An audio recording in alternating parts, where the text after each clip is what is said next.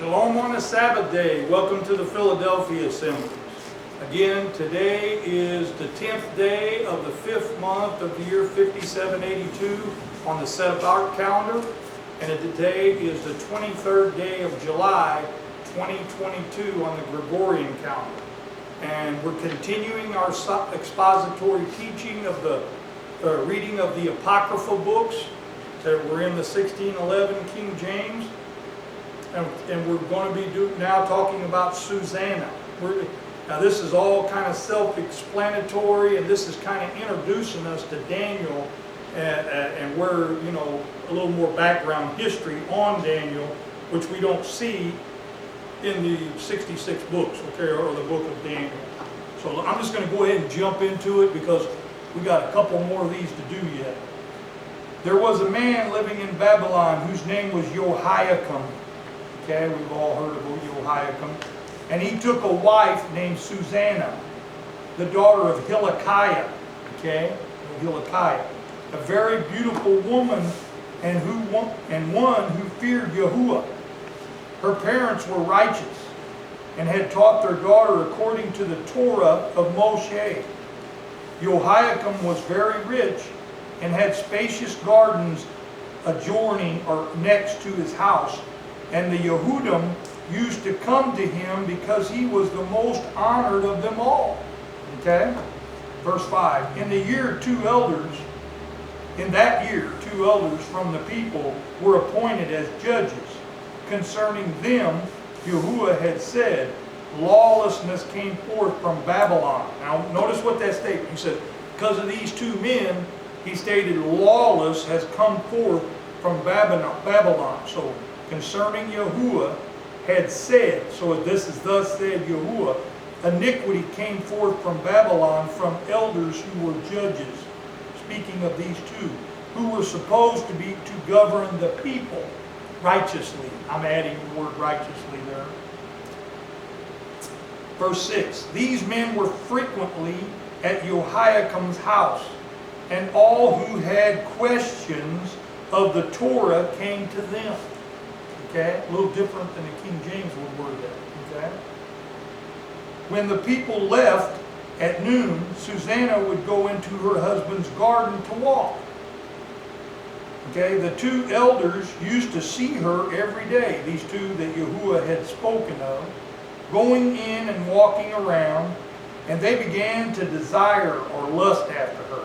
And they perverted their minds and turned away their hearts from looking to the Shamayim, or to the heavens, or remembering righteous judgments. Both were overwhelmed with passion for her, but they did not tell each other of their distress, for they were ashamed to disclose their lustful desires to possess her. And they watched eagerly day after day to see her. They said to each other, let us go home, for it is mealtime. And when they went out, they departed they left or split up from each other. But turning back, they met again. And when each pressed the other for the reason, they confessed their lust. And then together they arranged for a time when they could find her alone. So they were figuring a way they were going to catch her by herself. Verse 15. Once, while they were watching for an opportune day, she went in as before with only two maids, and wished to bathe in the garden, for it was very hot, and no one was there except the two elders who had hid themselves and were watching her. So they had no idea, her or the maids. She said to her maids, bring me oil and ointment, and shut the garden doors so that I may bathe. Okay? They did as she said, shut the garden doors, and went out by the side doors to bring what they had been commanded. And they did not see the elders because they were hidden. They were hiding. When the maids had gone out, the two elders rose and ran to her and said, look, the garden doors are shut. No one sees us, and we are in love with you. So they approached Suzanne and told her this, said that we are in love with you. So give us your consent, and we will lie, and you will lie with us. If you refuse, now they're blackmailing her now, if you refuse, we will testify against you that a young man was with you, and this was why you sent your maids away. Okay? Susanna sighed deeply and said, verse 22, Susanna sighed deeply and said, I am hemmed in on every side. For if I do this thing, it is death for me. And if I do not, I will not escape your hands. And she said, I guess she thought about that for a minute. It doesn't say that there, but in verse 23 it says, I choose not to do it, and to fall into your hands, rather to sin in the sight of Yahuwah. So she denied them. Verse 24, then Susanna cried out with a loud voice, and the two elders shouted against her. And one of them ran and opened the garden doors. When the household servants heard the shouting in the garden, they rushed in at the side door to see what had happened to her. And when the elders, ashamed for, let me read that right. Servants ashamed, and see, the servants were greatly ashamed. Let's talk about the maids. For nothing like this had ever been said about Susanna. Verse 28, the next day, when the people gathered at the house of her husband, Jehoiakim, the two elders came, full of their wicked plot to have Susanna put to death. They said before the people, send for Susanna, the daughter of Hilkiah, who is the wife of Jehoiakim. So they sent for her, and she came with her parents, her children, her offspring, and all her kindred. In verse 31, now Susanna was a woman of great refinement and beauty and appearance. As she was veiled, the wicked men ordered her to be unveiled, that they might feast upon her beauty. But her family and friends and all who saw her wept. Verse 34, then the two elders stood up in the midst of the people and laid their hands upon her head, and she weeping looked up toward the Shamayim, or the heavens, for her heart trusted in Yahuwah. The elders said, as we were walking in the garden alone, this woman came in with two maids, shut the garden doors, and dismissed the maids. Then a young man who had been hidden came to her and lay with her. They're lying, just like they told her they would. When we saw this wickedness, we ran to them. Funny, nobody thought to say, how did you get in and how did you see this? But they didn't. We saw them embracing, but we could not hold the man, for he was too strong for us. And he opened the doors and dashed out. So we seized this woman and asked her who the young man was, but she would not tell us. These things we testify. Verse 41, the assembly, or congregation, believed them because they were elders of the people and judges. So they were respecters of persons, weren't they? And they condemned her to death. They didn't even question these guys because they were respecters of them. Anyone should have knew that. How did they get in? You know, how were they able to see? Verse 42, then Susanna cried out with a loud voice and said, O eternal Elohim, who does discern what is secret, who are aware of all things before they come to be. You know that these men have borne false witness against me, and now I am to die. Yet I have done none of the things that they say that they have wickedly invented against me.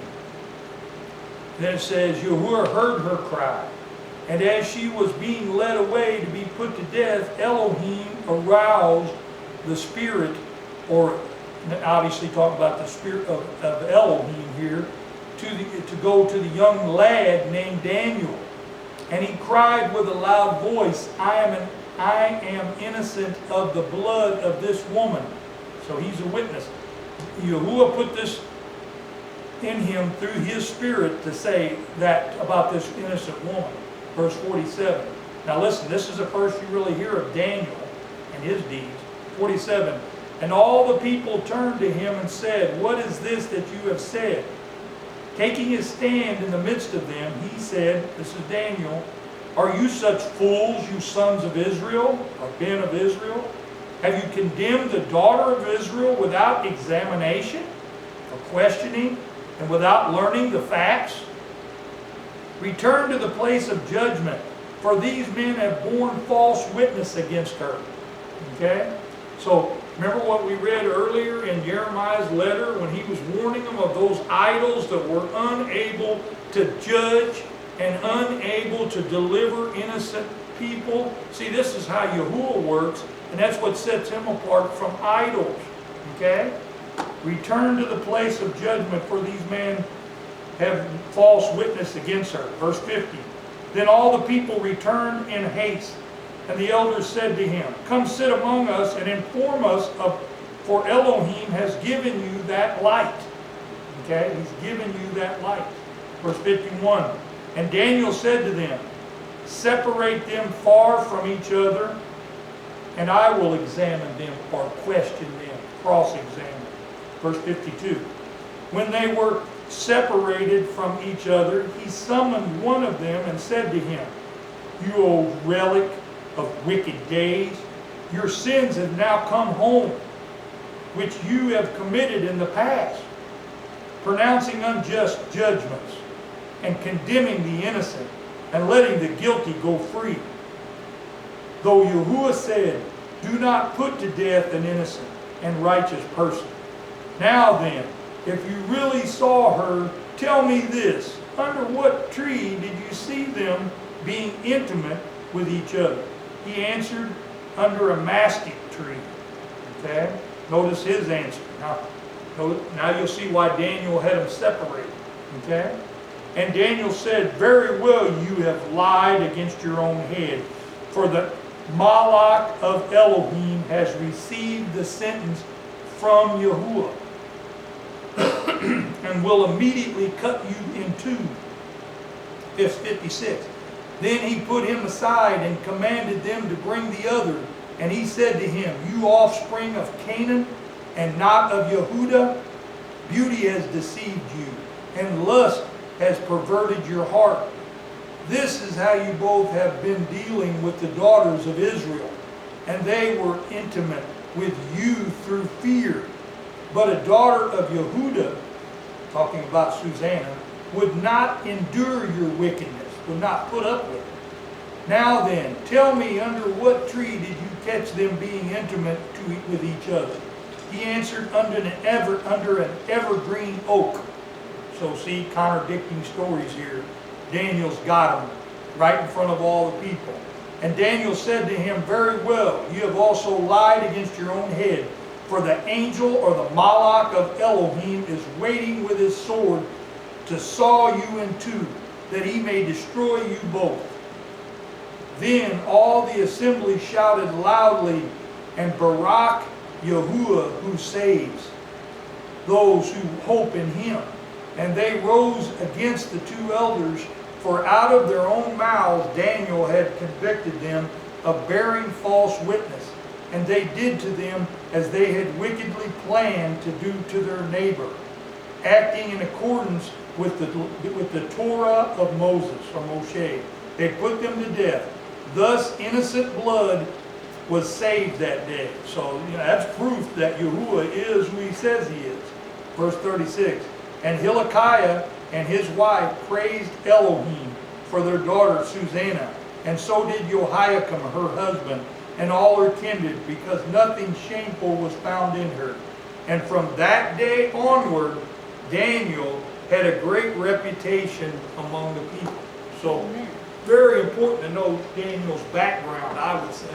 So, if you haven't yet subscribed to the Philadelphia Assemblies, please do so. Okay, it's anonymous, it's free.